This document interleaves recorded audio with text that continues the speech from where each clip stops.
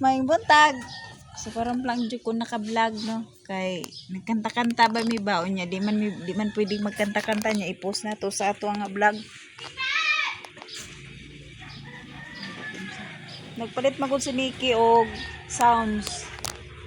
Di rin niya gibutang dara ang karton. Na kanta-kanta mi.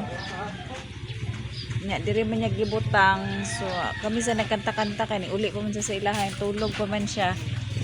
Bonus na ni Nikki sa iyang trabaho. So gipahiram niya ganina buntag na niya gibutang gihatod dira sa balay. Balik man to siya kay magkanta-kanta sila ang trabaho pa man gud akong bana na. Di ba no?